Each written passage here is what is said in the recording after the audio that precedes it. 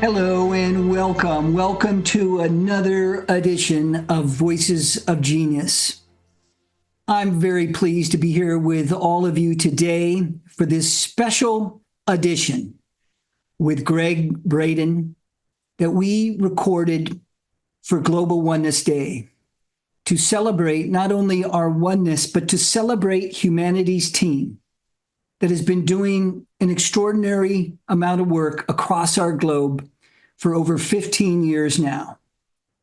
I encourage you to explore humanity's team and all of Gregg Braden's offerings and work that he's done for over 40-something years now.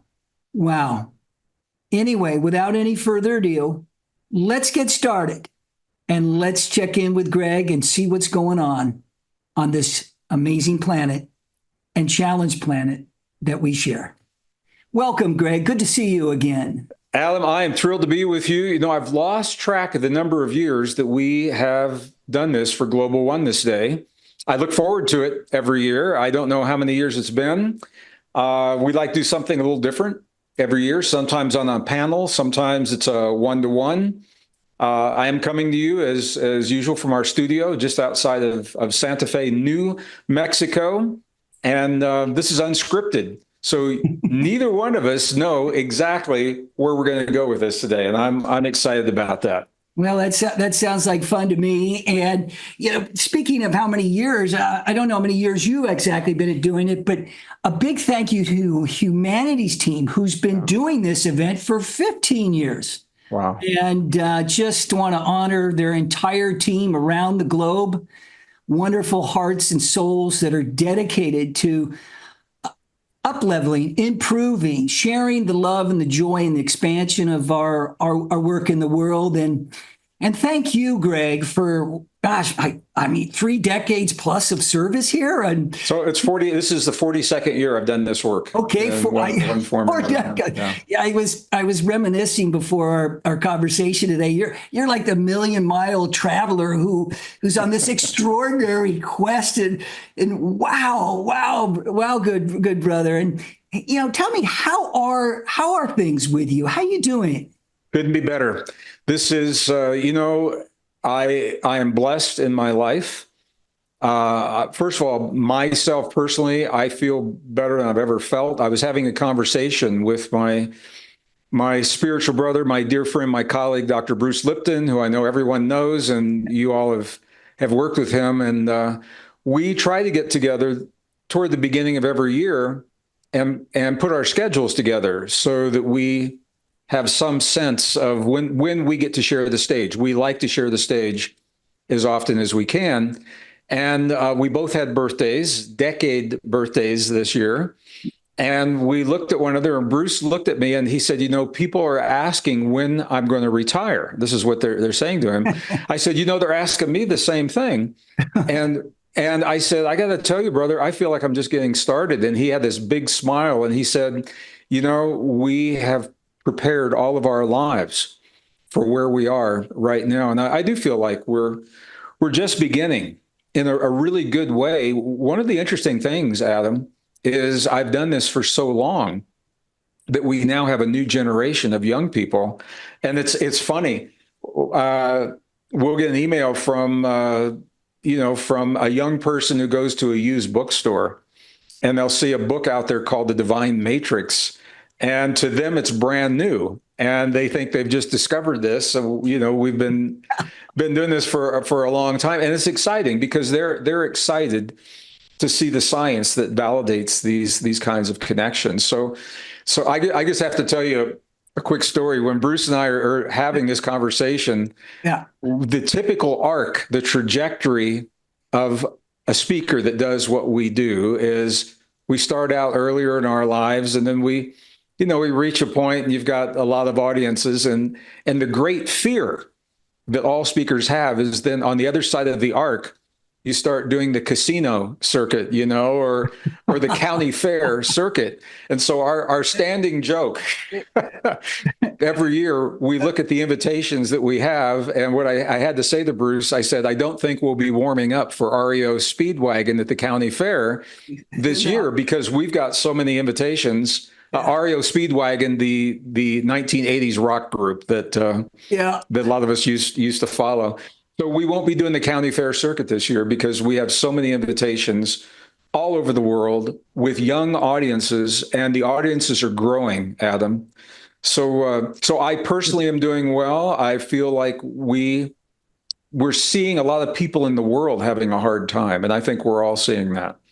And what I know for myself is the better that I care for myself, emotionally, psychologically, certainly spiritually and physically, the better I can be present in a healthy way for those that I love and care about. It's very difficult to support other people when you're having a tough time.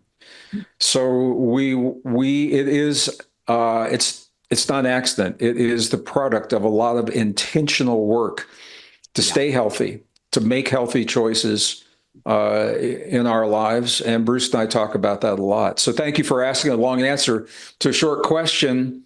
The short answer is feeling groovy. Everything's good. Love it, love it. And it's so happy to hear you have this divine playmate and Dr. Bruce and all that he offers into the world. And thank you for 40 something years of service, Gregg. And retirement doesn't really suit us, but doing the good work and having fun sure does. So without any further ado, why don't we just jump a little bit further into our conversation today? And as I was, reminiscing a little bit about the conversation and your journey, this great quest that you've been on for all these years, I was just curious, is there a couple, maybe 2 or 3 things that just really continuously show up for you in this extraordinary journey that all of us are on in our own unique way? And maybe a couple things come to mind that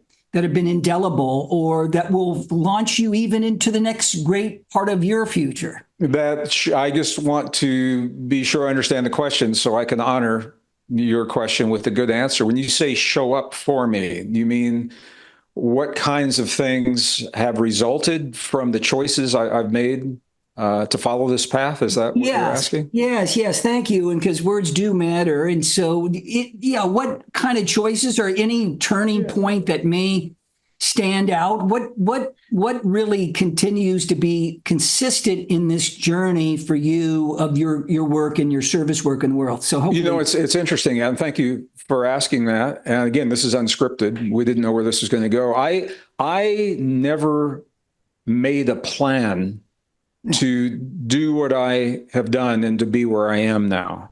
I was never absolutely certain on how it would unfold.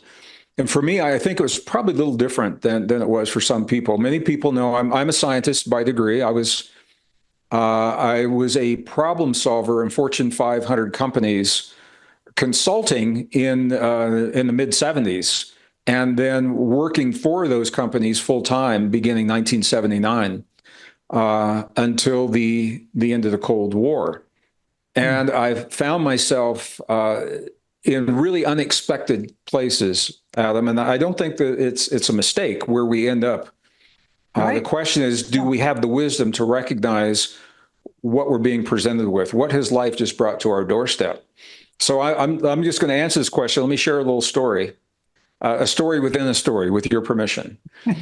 So I, as a scientist, and my primary degree is as a geologist. I'm a structural geologist, earth scientist. And in the 70s, the space program was very active, and in America and in the world. It was the Cold War years between the United States, the former United States, and the former Soviet Union, because neither country is the same as it used to be. And America had sent missions to Mars, for example. We had the Viking mission to Mars. Two probes went to Mars. One of them landed on the surface, and the other one orbited and took 19,000 images showing us archaeological remnants on the surface of another planet. That's a mind blower. Very controversial back then. And I said, well, I want to be part of that. And so I applied to the company that built those craft. And at that time, it was in Denver, Colorado. And it was a company at that time that was called Martin Marietta. That company now has changed. It now is Lockheed Martin. And there were two sides of the house. There was the scientific exploration. And because we were in the Cold War, there was the defense side of the house. And I applied for the exploration. They said, you're hired, you've got a job. It'll take about 6 months for your security clearance to come through. They gave me some things to do for 6 months. My clearance came through and they said, well, we're in the middle of the Cold War. We need you on the defense side of the house, not the exploration side. You can do that later. And it put me through my paces, because I found myself front and center with the most technologically advanced weapon systems, laser systems, a project called Star Wars Defense Initiative, SDI, communication systems. And I learned a lot. I learned how people function in fear. I learned about how people think during wartime. I saw some of the most advanced technology. And part of my job was to teach Air Force cadets the software that we were developing. And I learned how to be with people that weren't sometimes so excited about what they were learning, and to really honor them in that. And it was during that time, Adam, I was struggling with war, with what war means. We had come out of World War II. We didn't want World War III at that time. Yeah. And I was really struggling with what I was doing. And I took some time off, 2 weeks, and I went to Egypt. And I'd never been before. And one morning, and I talk about this in some of the books, I climbed to the top of Mount Sinai at night, and I was there for sunrise in that morning. And when that first few rays shot up over the horizon, there's nothing there. No trees, no water. It's the earth and the sky and you and God, and that's it. And I was alone. I was completely alone on the top of Mount Sinai, and the beauty was so overwhelming, and there was this feeling inside of me, and this warmth welled up. And I asked myself a question that I'd never asked, and this is going to be the answer to your question. Cool. I said, in the presence of this beauty, I said, if I left this world today, if my life were finished right now and I could never come back, and I look back on everything I'd done up until this moment in time, would I feel complete with my life? And before that question was even finished, in my mind, my heart was screaming, no, I wouldn't feel complete. There's something that I haven't done in this world. And my next question was, what would it take to say yes? What would it take for me to say yes, that I would feel complete? And that feeling became the guidepost upon which I have based every decision that I've made from that moment forward. Part of that decision was when I went back into that corporation, I made the decision to leave that corporation. And to put my life energy, we do what we do based on what we know at the time. And working in those corporations, I felt like I was contributing to the world. And the more I discovered about greed, about power, about weapons, and how those things are being applied, the more I felt like there was a better way for me to contribute to a peaceful world. So I left that corporation, and I began doing what I'm doing full time right now. And I think the benefit for me is that I have so many opportunities, beautiful opportunities that cross my path. And every one of them, if I say yes, Adam, they're all interesting, and they're going to lead me to meet some new people and some interesting projects. But here's the thing. How many of them get me closer to my yes? Yes. How many of those projects are going to get me at my last breath, my last day on this world that I love so much, and with the people of this world that I love so much? Did I do what I came here to do? And have I shared the fullness of what my heart can offer? And if the answer is yes, I will engage in that project. And if it's not a yes, I'll decline, and decline kindly. And I'll decline because sometimes I'm just not a good fit for some of the projects. So that has, I think, been the greatest, what some people would call a benefit for me, because it wasn't, and I didn't think it through very well. I'm just going to tell you, financially, it was tough. I left the company. I bought some land in the middle of nowhere, 4 hours from the nearest airport, an hour from the nearest grocery store, a mile from the nearest neighbor, in the middle of nowhere, New Mexico, that was horribly run down. And the only source of heat was a wood stove. And that winter, in northern New Mexico, set the record, 52 degrees below zero, 2 consecutive nights in January. And all I had was wood heat. And I didn't have enough money to buy the wood to put into that wood stove. And I was writing my first book. And I was okay because I knew it was temporary. It was tough, but it was temporary. I literally chopped down old buildings that were built in 1888 to use the wood to burn in the only wood stove to keep my little Mac Lisa computer from freezing up. The lubricants were freezing up inside of my Mac. And that spring I had my first book, and as they say, the rest is history. But it was because it wasn't because I wanted a better job, and it wasn't because I wanted more money. It was a deep soul calling to honor my time in this world, not even knowing exactly what that meant, Adam. And I still don't know. I'm still learning. I'm a student. And that's why, in many respects, I feel like I'm just beginning. And Bruce feels the same way, because we love the world. And we're passing through this little window of time. Some people call it the eye of the needle. This little window of time where cycles are converging in a way that is so rare, that these systems are all up for grabs right now. Everything is up for grabs. Everything, unsustainable ways of thinking and living are collapsing. New ways are coming into place, but they're not quite here yet. We're still walking between both of those worlds. And my sense is, if I personally can contribute to that little window of time in a healthy way and help us to see the change in a healthy way and not be afraid, and to know who we are in the presence of those changes, and not be afraid of our own power. If I can do that to whatever degree is possible, I think that's worth a lifetime. And it's worth my lifetime. And it was worth leaving a very cushy job in the corporations. And there's a story, when I left, a lot of people were unhappy. They told me, they said, "You're on the fast track." They said, "You've got good money, you've got good benefits, you've got insurance." Hey, listen to this, Adam. They said, "All you have to do is write it out for 30 more years and you're home free.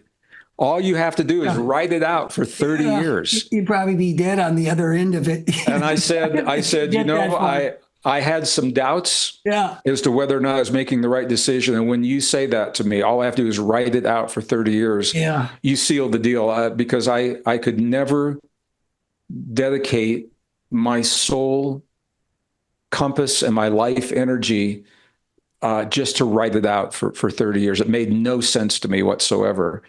And I, just to come full circle, the man that said that to me, they said, "You will never work in this company again if you leave." The man that said that to me a few years later was on the front row of a seminar that I was offering in the same city. And he had to make the same choice. He had to leave. And he said to me, "Now I understand why you did what you did. I'm glad you made the choice that you did." And we're friends. And it's a beautiful story that comes full circle. Wonderful, wonderful. Yeah, long answer to a short question. But well, that's okay. We love the stories and connecting with you and this amazing journey. And so happy you said no to the machine, and you said yes to climbing Mount Sinai and seeing the beauty and saying yes to that rising sun. And I want to thank everybody for joining us, for being here with us in this little extraordinary journey that we've been on for the last 45 minutes or so to receive this great invitation to walk the beauty way, to embrace our interconnectedness, however you may take that journey, scientifically, energetically, spiritually, whatever it may be. We're all here together, and it's a great honor to be sharing this amazing planet with all of you. So thank you, and bless you all, and be well, Gregg. Thank you so much. I look forward to our next. Thank you all for sharing part of your day with us today. We appreciate it.